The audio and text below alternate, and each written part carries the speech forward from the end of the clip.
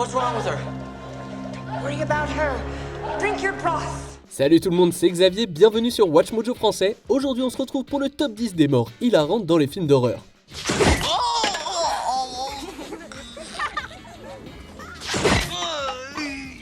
Pour cette liste, on va examiner les façons les plus drôles dont des personnages ont péri dans des films d'horreur. Étant donné que des points majeurs de l'intrigue seront abordés, une alerte spoiler est désormais en vigueur. Est-ce qu'il manque une de vos morts préférées? Dites-le moi dans les commentaires. Numéro 10, Julius ne parvient pas à vaincre Jason, vendredi 13, chapitre 8, l'ultime retour. Is that a muscular bot or what? Si vous avez toujours pensé que vous pouviez battre Jason dans un combat, repensez-y une deuxième fois. Dans le 8e film de la franchise Vendredi 13, l'ultime retour, un boxeur de compétition tente de battre le tueur masqué au corps à corps. Tout se passe à peu près aussi bien qu'on aurait pu s'y attendre. L'athlète Julius frappe Jason, qui n'est pas du tout affecté, tellement de fois qu'il en perd le souffle. Au bout du rules, la future victime défie son ennemi, ce qui incite ce dernier à lui arracher la tête et à la jeter dans une benne à ordures. La facilité avec laquelle Jason tue Julius après une séquence aussi longue, ça ne fait que rendre le scénario déjà ridicule encore plus drôle. Numéro 9, Merman tue Hadley, la cabane dans les bois. Let's get this party started. La fin de la cabane dans les bois est un véritable bain de sang. La comédie d'horreur se concentre sur un centre de recherche secret construit pour tester une variété de créatures dans des scénarios cauchemardesques. Places everyone. We are live. Lorsque tous ces monstres sont libérés à l'intérieur du laboratoire, ils commencent à tuer tout ce qui bouge. Steve Hadley, technicien, tire avec une arme à feu sur une foule de monstres avant d'être projeté sur le dos par une explosion. Bien qu'il soit épuisé, il semble pouvoir s'en sortir vivant, jusqu'à ce que Merman apparaisse dans le brouillard. Hadley prononce alors ces derniers mots, drôlement apathiques, avant d'être dévoré par cette créature grotesque. Oh, come on. Numéro 8, Le jour des ordures, Douce nuit, sanglante nuit 2. Douce nuit, sanglante nuit 2 est une suite tristement célèbre, généralement rejetée par les critiques qui l'ont vue parce qu'elle recycle trop de séquences de son prédécesseur. Naughty. Very naughty. Néanmoins, certains fans d'horreur voient encore de la valeur dans le film, citant la nature sombrement comique de l'interprétation de Ricky Chapman par Eric Freeman. Et on doit admettre qu'ils ont pas tort. All I'm going to do is slip these cuffs on. And no funny stuff. Dans une scène, Ricky se promène dans son quartier avec une arme à feu, tirant au hasard sur ses voisins en plein jour. Lorsqu'il tombe sur l'un d'entre eux en train de jeter ses ordures, il prononce joyeusement une réplique ridicule avant d'appuyer sur la gâchette. Garbage day. Huh? No.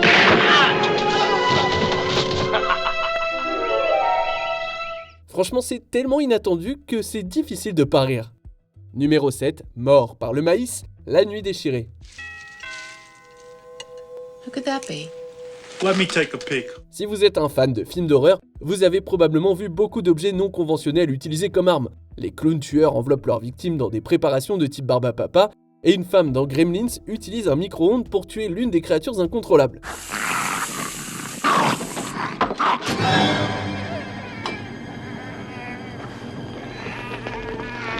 En matière d'armes bizarres, cependant, il est difficile de battre le maïs meurtrier de la nuit déchirée. Dans ce film, l'antagoniste interrompt un peu trop tôt l'appel d'un agent au quartier général en le poignardant dans le dos avec un morceau de maïs. No vegetables, no dessert. Contrairement au meurtre de clown tueurs et des gremlins, celui-ci n'est pas nécessairement destiné à être comique, ce qui n'empêche pas les spectateurs de se marrer. Numéro 6, un ballon de basket en pleine face, l'ami mortel. 2 ans après avoir réalisé Les Griffes de la Nuit, Wes Craven a dirigé un film intitulé L'ami mortel. Au départ, le film devait être une sorte de romance avec une touche de science-fiction, mais la déception des spectateurs a entraîné des changements radicaux dans le scénario. My name's Sam. Samantha, you know. What's yours? Paul. It's nice to meet you. Le film est devenu un film d'horreur classique de Craven, avec de nombreux meurtres brutaux. L'un d'entre eux implique l'antagoniste du film, Samantha, qui tue une femme âgée nommée Elvira. Dans la scène, Elvira reste immobile et hurle, tandis que Samantha lui lance un ballon de basket. Lorsque la balle touche le sol, la tête de la femme se brise inexplicablement en 1000 morceaux. C'est comme si sa tête était bâtie comme une pastèque. What I hear are virus heads all over the walls in there. Numéro 5, il la mange, Troll 2. They're eating her. And then they're going to eat me. Troll 2 est un véritable chaos. Lors de sa sortie initiale, on a dit qu'il s'agissait d'une suite de Trolls, la comédie d'horreur des années 80. Mais en réalité, les deux films n'ont aucun rapport l'un avec l'autre. En fait, le film de 1990 ne présente même pas de trolls. Les antagonistes sont exclusivement des gobelins. Il n'est donc pas étonnant que ce meilleur pire film contienne également l'une des meilleures pires scènes de mort que nous ayons jamais vues. Vers le milieu du film, Arnold et une jeune fille sans nom consomment une potion qui commence à les transformer en plantes. Il voit son destin de ses propres yeux, alors qu'elle se transforme douloureusement et est dévorée par des monstres. Sa réaction, hilarante et interminable, fait vraiment plaisir à voir. Oh my God! Numéro 4, le seul regret de Bill Murray, bienvenue à Zombieland. Le personnage de Bill Murray a une idée géniale pour survivre à l'apocalypse zombie. Suits my lifestyle. You know, I like to get out and do stuff. Just play 9 holes at Riviera. Just walk down. Nobody there. S'habiller comme un zombie et se fondre dans la masse. Malin. Il réussit à tromper les créatures, mais un prank qui tourne mal cause sa perte. Lorsque l'acteur qui s'incarne lui-même entre dans son cinéma privatif en gémissant comme un mort-vivant, Columbus panique et lui tire dans la poitrine. Alors qu'il agonise, Little Rock lui demande s'il a des regrets, ce à quoi il répond Garfield, maybe? Bien sûr, il fait référence au film qui mélange prise de vue réelle et images de synthèse pour lequel il a prêté sa voix et qui a été largement rejeté par la critique. Tallahassee hoche la tête tandis que Murray laisse échapper un très long râle de mort. Mais comme Wichita, on ne peut pas s'empêcher de glousser. I'm sorry, it just gets me. But it still is sad. Numéro 3, bâton sauteur dans la poitrine, Leprechaun. C'est difficile à imaginer, mais Leprechaun était à l'origine un film d'horreur sérieux. Heureusement qu'il a fini par intégrer de la comédie dans les scènes d'épouvante, parce que sinon ces scènes n'existeraient peut-être pas. À la recherche de ses pièces d'or, le Leprechaun éponyme mord un homme nommé Joe à la jambe avant de proclamer que c'est l'heure de jouer. Now we're going to play. Do you want to play with me? Il saute alors au ralenti vers l'individu sur un bâton sauteur, ce qui pousse ce dernier à crier. Le bâton poignarde Joe à plusieurs reprises tandis que le Leprechaun chante une comptine. Qui aurait cru qu'un carnage aussi sanglant pouvait avoir une telle puissance comique. Numéro 2, distributeur automatique meurtrier, Maximum Overdrive. Maximum Overdrive présente dès le départ ses machines maléfiques avec des guichets automatiques impolis, des ponts imprévisibles et des pompes à essence hors de contrôle. Honey, come on over here, sugar buns. This machine just called me an asshole. Malheureusement, au départ, les personnages ne sont pas au courant de ce récent changement de pouvoir. Lors d'un match de baseball apparemment normal, l'entraîneur s'approche d'un distributeur de soda et cherche à se procurer une boisson. Come on, sodas. I'm buying. Comme la machine ne répond pas, il finit par la frapper. Et celle-ci riposte. Une canette heurte l'homme en plein dans l'aine.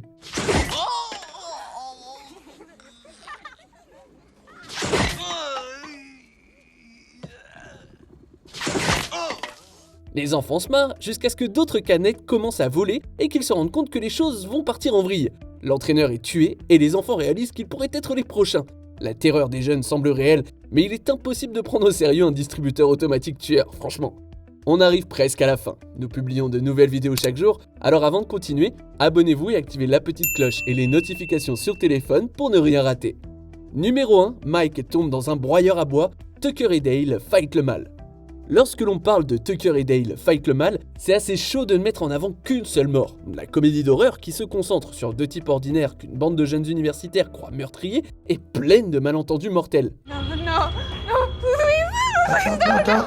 don't cry. Oh, it's the pancakes. You hate pancakes. I'm gonna make you something else. Dans une scène, Tucker s'enfuit d'un essaim d'abeilles avec une tronçonneuse à la main, effrayant l'un des étudiants qui court alors directement dans une branche d'arbre. Un autre charge Dale avec une lance, mais il s'embroche lui-même.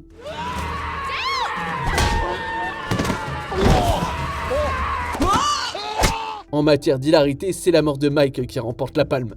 Dans l'espoir d'attaquer Tucker, Mike fonce sur lui, mais finit par sauter dans un broyeur à bois. Le premier tente de le sauver, mais ne fait qu'empirer la situation et la rendre encore plus marrante. Some kid.